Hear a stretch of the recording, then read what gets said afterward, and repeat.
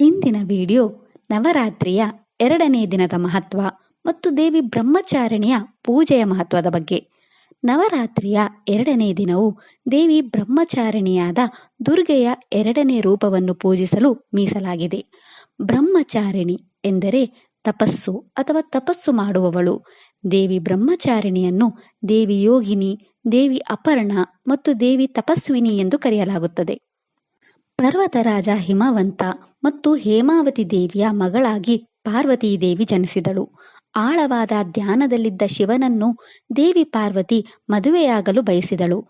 ನಾರದ ಮುನಿಯ ಮಾರ್ಗದರ್ಶನದೊಂದಿಗೆ ಶಿವನನ್ನು ತನ್ನ ಪತಿಯನ್ನಾಗಿ ಪಡೆಯಲು ದೇವಿ ಪಾರ್ವತಿ 3000 ವರ್ಷಗಳ ಕಾಲ ಆಳವಾದ ತಪಸ್ಸು ಮಾಡಿದಳು. ಅವಳ ತೀವ್ರವಾದ ತಪಸ್ಸನ್ನು ನೋಡಿದ ಎಲ್ಲ ದೇವತೆಗಳು ಕಾಮದೇವನಿಗೆ ಶಿವನ ಧ್ಯಾನಕ್ಕೆ ಭಂಗ ತರುವಂತೆ ಹೇಳಿದರು. ಮೊದಲಿಗೆ ಕಾಮದೇವನು ಅದಕ್ಕೆ ಒಪ್ಪಲಿಲ್ಲ. ಆದರೆ ನಂತರ ಒಪ್ಪಿಕೊಂಡು ಶಿವನ ಧ್ಯಾನಕ್ಕೆ ಭಂಗ ತರಲು ಹೋದನು. ಕಾಮದೇವನು ಶಿವನಲ್ಲಿ ದೇವಿ ಪಾರ್ವತಿಯನ್ನು ತನ್ನ ಪತ್ನಿಯನ್ನಾಗಿ ಸ್ವೀಕರಿಸಬೇಕೆಂಬ ಬಯಕೆಯನ್ನು ಹುಟ್ಟುಹಾಕಲು ತನ್ನ ಬಾಣವನ್ನು ಬಿಟ್ಟನು. ಕಾಮದೇವನ ಬಾಣವು ಶಿವನ ಧ್ಯಾನಕ್ಕೆ ಭಂಗ ತಂದಾಗ ಶಿವನು ರುದ್ರರೂಪವನ್ನು ತೆಗೆದುಕೊಂಡು ಕಾಮದೇವನನ್ನು ಸುಟ್ಟು ಬೂದಿ ಮಾಡಿದನು. ಆಗ ಶಿವನು ದೇವಿ ಪಾರ್ವತಿಯ ತೀವ್ರ ತಪಸ್ಸನ್ನು ನೋಡಿ ಕೊನೆಗೆ ಅವಳನ್ನು ತನ್ನ ಪತ್ನಿಯನ್ನಾಗಿ ಸ್ವೀಕರಿಸಿದನು. ದೇವಿ ಬ್ರಹ್ಮಚಾರಿಣಿ ಶಿವ ಮತ್ತು ಶಕ್ತಿಯ ಒಕ್ಕೂಟವನ್ನು ಪ್ರತಿನಿಧಿಸುತ್ತಾಳೆ. ಶಿವನು ಆತ್ಮವನ್ನು ಪ್ರತಿನಿಧಿಸುತ್ತಾನೆ ಮತ್ತು ದೇವಿ ಶಕ್ತಿಯು ಮನಸ್ಸನ್ನು ಪ್ರತಿನಿಧಿಸುತ್ತಾಳೆ. ಶಿವಶಕ್ತಿ ಎರಡರ ಒಕ್ಕೂಟವು ಹಲವಾರು ತಪಸ್ಸು ಮತ್ತು ಸ್ವಯಂ ನಿಯಂತ್ರಣದ ನಂತರ ಒಬ್ಬ ವ್ಯಕ್ತಿಯು ಆತ್ಮವನ್ನು ಪಡೆಯುತ್ತಾನೆ ಎಂಬುದನ್ನು ಪ್ರತಿನಿಧಿಸುತ್ತದೆ. ದೇವಿ ಬ್ರಹ್ಮಚಾರಿಣಿಯು ನಮ್ಮ ಆಸೆಯನ್ನು ಸಾಧಿಸಲು ತಾಳ್ಮೆ, ಕೇಂದ್ರೀಕೃತ ಉದ್ದೇಶ ಮತ್ತು ಸಮರ್ಪಣೆಯ ಶಕ್ತಿಯನ್ನು ನಮಗೆ ಕಲಿಸುತ್ತಾಳೆ. ಅವಳು ನಮಗೆ ಮನಸ್ಸು, ನಮ್ಮ ಆಸೆಗಳು ಮತ್ತು ನಮ್ಮ ಇಂದ್ರಿಯಗಳನ್ನು ನಿಯಂತ್ರಿಸಲು ನಮಗೆ ಕಲಿಸುತ್ತಾಳೆ. ದೇವಿ ಬ್ರಹ್ಮಚಾರಿಣಿ ಭಕ್ತಿ ಮತ್ತು ತಪಸ್ಸನ್ನು ಸಂಕೇತಿಸುತ್ತಾಳೆ. ಭಕ್ತರು ನಮ್ಮ ಮನಸ್ಸು ಮತ್ತು ದೇಹದ ಶುದ್ಧತೆಯನ್ನು ಪಡೆಯಲು ಅವಳನ್ನು ಪ್ರಾರ್ಥಿಸುತ್ತಾರೆ. ಶಾಶ್ವತ ಜ್ಞಾನವನ್ನು ಪಡೆಯಲು ಮತ್ತು ನಮ್ಮ ಜೀವನದಲ್ಲಿ ಸಮೃದ್ಧಿ ಮತ್ತು ಅದೃಷ್ಟವನ್ನು ಬೆಳೆಸಲು ಅವಳನ್ನು ಪೂಜಿಸಲಾಗುತ್ತದೆ. ಬ್ರಹ್ಮಚಾರಿಣಿ ದೇವಿಯು ಕಠಿಣ ತಪಸ್ಸಿನ ದೇವತೆಯಾಗಿದ್ದು ಶಿವನನ್ನು ತನ್ನ ಪತಿಯನ್ನಾಗಿ ಪಡೆಯಲು ಕಠಿಣ ಅಭ್ಯಾಸಗಳನ್ನು ಮಾಡಿದಳು. ಅವಳನ್ನು ಪೂಜಿಸುವುದರಿಂದ ನಮಗೆ ತಾಳ್ಮೆ, ಏಕಾಗ್ರತೆ, ಶಾಶ್ವತ ಜ್ಞಾನ, ಆನಂದ ಮತ್ತು ಅಪಾರ ಬುದ್ಧಿವಂತಿಕೆ ದೊರೆಯುತ್ತದೆ ಎಂದು ನಂಬಲಾಗಿದೆ.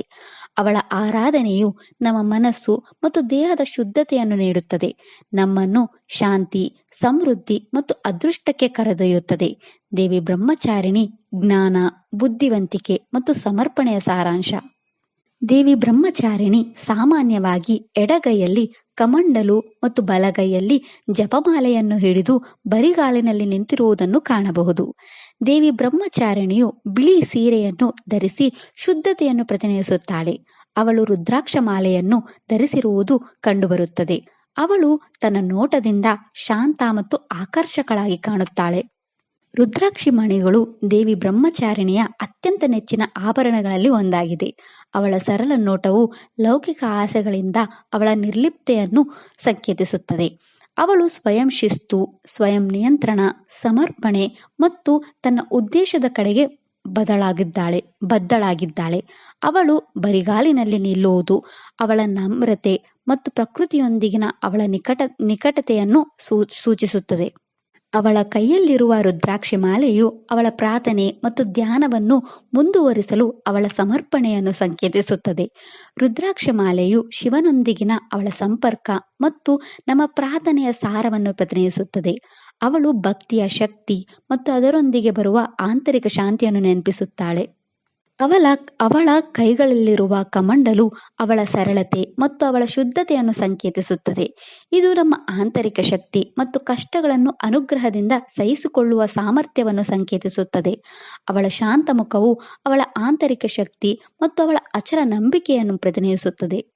ಕಠಿಣ ತಪಸ್ಸು ಮಾಡುವಾಗ ಅವಳು ಎದುರಿಸಿದ್ದ ಅಪಾರ ದೈಹಿಕ ಸವಾಲುಗಳ ಹೊರತಾಗಿಯೂ ಅವಳ ಮನಸ್ಸು ಅಚಲ ಮತ್ತು ಪ್ರಶಾಂತವಾಗಿತ್ತು. ನಿಜವಾದ ಭಕ್ತಿ ನೋವು ಮತ್ತು ಸಂಕಟಗಳನ್ನು ಮೀರಿಸುತ್ತದೆ ಎಂದು ಅವಳು ತೋರಿಸುತ್ತಾಳೆ. ದೇವಿ ಬ್ರಹ್ಮಚಾರಿಣಿಯ ಪೂಜೆಯ ಸಮಯದಲ್ಲಿ ಬಿಳಿ ಮಲ್ಲಿಗೆ ಹೂವುಗಳು, ಅಕ್ಕಿ ಧಾನ್ಯಗಳು ಮತ್ತು ಶ್ರೀಗಂಧವನ್ನು ಅರ್ಪಿಸಲಾಗುತ್ತದೆ. ದೇವಿ ಬ್ರಹ್ಮಚಾರಿಣಿಗೆ ನೈವೇದ್ಯವಾಗಿ ಸಕ್ಕರೆಯಿಂದ ಮಾಡಿದ ಸಿಹಿ ತಿಂಡಿಗಳನ್ನು ಅರ್ಪಿಸಲಾಗುತ್ತದೆ. ದೇವಿ ಬ್ರಹ್ಮಚಾರಿಣಿ ನಮ್ಮ ಸ್ವಾಧಿಷ್ಠಾನ ಚಕ್ರವನ್ನು ಪ್ರತಿನಿಧಿಸುತ್ತಾಳೆ. ಸ್ವಾಧಿಷ್ಠಾನ ಚಕ್ರವು ನಮ್ಮ ಸೃಜನಶೀಲತೆ, ಆನಂದ, ಬೆಳವಣಿಗೆ, ಪೋಷಣೆ, ನಮ್ಮ ಭಾವನಾತ್ಮಕ ಸಮತೋಲನ ಮತ್ತು ನಮ್ಮ ಆರೋಗ್ಯಕರ ಸಂಬಂಧಗಳಿಗೆ ಕಾರಣವಾಗಿದೆ. ಇದು ನಮ್ಮ ಭಾವನಾತ್ಮಕ ಸ್ಥಿರತೆ, ಜೀವನಕ್ಕಾಗಿ ಉತ್ಸಾಹ ಮತ್ತು ಉದ್ದೇಶವನ್ನು ಬೆಳೆಸುತ್ತದೆ. ನಮ್ಮ ಎಲ್ಲ ಭಾವನಾತ್ಮಕ ಅಥವಾ ದೈಹಿಕ ಸಮಸ್ಯೆಗಳನ್ನು ತೆಗೆದುಹಾಕುತ್ತದೆ. ದೇವಿ ಬ್ರಹ್ಮಚಾರಿಣಿಯು ಮಂಗಳ ಗ್ರಹವನ್ನು ಆಳುತ್ತಾಳೆ. ಮಂಗಳ ಗ್ರಹವು ನಮಗೆ ಶಕ್ತಿಯನ್ನು ನೀಡುವ ಜವಾಬ್ದಾರಿಯನ್ನು ಹೊಂದಿದೆ. ನಮ್ಮ ಜೀವನದಲ್ಲಿ ಎಲ್ಲ ಶುಭ ಮತ್ತು ಅದೃಷ್ಟವನ್ನು ನೀಡುತ್ತದೆ. ಇದು ತಪಸ್ಸು, ತ್ಯಾಗ, ವೈರಾಗ್ಯ ಮತ್ತು ಸಂಯಮದಂತಹ ಸದ್ಗುಣಗಳನ್ನು ಅಂತರ್ಗತವಾಗಿ ಸುಧಾರಿಸುತ್ತದೆ. ವೇದಿಕ ಜ್ಯೋತಿಷ್ಯದಲ್ಲಿ ಮಂಗಳ ಗ್ರಹವು ನಮ್ಮ ಶಕ್ತಿ, ನಮ್ಮ ಧೈರ್ಯ, ನಮ್ಮ ಮಹತ್ವಾಕಾಂಕ್ಷೆಗಳು ಮತ್ತು ನಮ್ಮ ಕ್ರಿಯೆಗಳನ್ನು ಸಂಕೇತಿಸುತ್ತದೆ. ವ್ಯಕ್ತಿಯ ಚಲನೆ, ನಾಯಕತ್ವ ಮತ್ತು ಅಡೆತಡೆಗಳನ್ನು ನಿವಾರಿಸುವ ಸಾಮರ್ಥ್ಯವನ್ನು ರೂಪಿಸುತ್ತದೆ. ಇದರ ಉದ್ದೇಶವು ನಮ್ಮ ದೈಹಿಕ ಆರೋಗ್ಯ, ನಮ್ಮ ವೃತ್ತಿ ಜೀವನದ ಯಶಸ್ಸನ್ನು ಪ್ರಭಾವಿಸುವುದು ಮತ್ತು ನಮ್ಮ ಸಂಬಂಧಗಳನ್ನು ಸುಧಾರಿಸುವುದು. ಅನುಕೂಲಕರವಾದ ಮಂಗಳ ಗ್ರಹವು ನಮ್ಮ ಜೀವನದಲ್ಲಿ ಶಕ್ತಿ ಮತ್ತು ಸಮೃದ್ಧಿಯನ್ನು ತರಬಹುದು. ಆದರೆ ನಮ್ಮ ಜಾತಕದಲ್ಲಿ ಮಂಗಳ ಗ್ರಹದ ತಪ್ಪಾದ ಸ್ಥಾನವು ಆಕ್ರಮಣಶೀಲತೆ, ಸಂಘರ್ಷ ಮತ್ತು ಸಂಬಂಧ ಸಮಸ್ಯೆಗಳಂತಹ ಸಮಸ್ಯೆಗಳಿಗೆ ಕಾರಣವಾಗುತ್ತದೆ. ಜ್ಯೋತಿಷ್ಯದ ಪ್ರಕಾರ ನಮ್ಮ ಜಾತಕದಲ್ಲಿ ಮಂಗಳ ದೋಷಗಳನ್ನು ಎದುರಿಸುತ್ತಿರುವವರು ದೇವಿ ಬ್ರಹ್ಮಚಾರಿಣಿಯನ್ನು ಪೂಜಿಸಲು ಸೂಚಿಸಲಾಗುತ್ತದೆ. ದೇವಿ ಬ್ರಹ್ಮಚಾರಿಣಿಯ ಕೃಪೆಯಿಂದ ನಾವು ನಮ್ಮ ಜೀವನದಲ್ಲಿ ಅಡೆತಡೆಗಳು ಮತ್ತು ನಿರಾಶೆಗಳಿಲ್ಲದೆ ಮುಂದುವರಿಯುತ್ತೇವೆ. ನಮ್ಮ ಜೀವನದಲ್ಲಿನ ಸವಾಲುಗಳನ್ನು ಜಯಿಸಲು ಅವಳು ನಮಗೆ ಸಹಾಯ ಮಾಡುತ್ತಾಳೆ. ನಮ್ಮ ಜೀವನದಲ್ಲಿ ಏನನ್ನಾದರೂ ನಿಭಾಯಿಸಲು ಅವಳು ನಮಗೆ ದೈಹಿಕ, ಮಾನಸಿಕ ಮತ್ತು ಭಾವನಾತ್ಮಕ ಶಕ್ತಿಯನ್ನು ನೀಡುತ್ತಾಳೆ. ನಮ್ಮ ಕಠಿಣ ಸಮಯದಲ್ಲಿ ಮಾನಸಿಕ ಸಮತೋಲನ ಮತ್ತು ಆತ್ಮವಿಶ್ವಾಸವನ್ನು ಕಾಪಾಡಿಕೊಳ್ಳಲು ಅವಳು ನಮಗೆ ಸಹಾಯ ಮಾಡುತ್ತಾಳೆ. ದೇವಿ ಬ್ರಹ್ಮಚಾರಿಣಿ ಜ್ಞಾನ ಮತ್ತು ಬುದ್ಧಿವಂತಿಕೆಯ ಪ್ರತಿಮೆ. ನಮ್ಮ ಜೀವನದಲ್ಲಿ ಬರುವ ಅತ್ಯಂತ ಕೆಟ್ಟ ಸವಾಲುಗಳು ಮತ್ತು ಸನ್ನಿವೇಶಗಳ ಹೊರತಾಗಿಯೂ ನಮ್ಮ ಜೀವನದಲ್ಲಿ ಮುಂದುವರಿಯಲು ದೇವಿ ಬ್ರಹ್ಮಚಾರಿಣಿ ನಮಗೆ ಶಕ್ತಿ, ದೃಢ ನಿಶ್ಚಯ ಮತ್ತು ಧೈರ್ಯವನ್ನು ಒದಗಿಸುತ್ತಾಳೆ. ಅವಳು ನಮ್ಮ ಮನಸ್ಸಿಗೆ ಶಾಂತತೆಯನ್ನು ತರುತ್ತಾಳೆ. ಅವಳು ನಮ್ಮ ಜೀವನದಲ್ಲಿ ಧೈರ್ಯ ಮತ್ತು ಆತ್ಮವಿಶ್ವಾಸವನ್ನು ತರುತ್ತಾಳೆ. ದೇವಿ ಬ್ರಹ್ಮಚಾರಿಣಿಯನ್ನು ಪೂಜಿಸುವುದರಿಂದ ನಾವು ಎಲ್ಲ ಸಂದರ್ಭಗಳಲ್ಲಿಯೂ ಜಯವನ್ನು ಪಡೆಯುತ್ತೇವೆ. ಅವಳು ನಮ್ಮ ಕುಟುಂಬದಲ್ಲಿ ಪ್ರೀತಿ, ಶಾಂತಿ, ಸಕಾರಾತ್ಮಕತೆ ಮತ್ತು ಸಮೃದ್ಧಿಯನ್ನು ತರುತ್ತಾಳೆ. ನವರಾತ್ರಿಯ 2ನೇ ದಿನದಂದು ಪಠಿಸಬೇಕಾದ ದೇವಿ ಬ್ರಹ್ಮಚಾರಿಣಿಗೆ ಸಂಬಂಧಿಸಿದ 2 ಮಂತ್ರಗಳಿವೆ. ಮೊದಲ ಮಂತ್ರವು ಹೀಗಿದೆ: ಓಂ ದೇವಿ ಬ್ರಹ್ಮಚಾರಿಣ್ಯೇ ನಮಃ. 2ನೆಯ ಮಂತ್ರವೆಂದರೆ ದೇವಿ ಬ್ರಹ್ಮಚಾರಿಣಿಯ ಧ್ಯಾನ ಮಂತ್ರ. ಮಂತ್ರವು ಹೀಗಿದೆ: ದದ್ದಾನಾಕರ ಪದ್ಮಾಭ್ಯಂ ಅಕ್ಷಮಾಲಾಕಮಂಡಲುಃ ದೇವಿ ಪ್ರಸಿದ್ಧತು ಮಾಯಿ ಬ್ರಹ್ಮಚಾರಿಣ್ಯಾನುತ್ತಮಾ. ಇದಿಷ್ಟು ದೇವಿ ಬ್ರಹ್ಮಚಾರಿಣಿಯ ಶಕ್ತಿ ಮತ್ತು ದೇವಿ ಬ್ರಹ್ಮಚಾರಿಣಿಯ ಪೂಜಿಸುವ ಮಹತ್ವದ ಬಗ್ಗೆ. ಓಂ ದೇವಿ ಬ್ರಹ್ಮಚಾರಿಣ್ಯೇ ನಮಃ.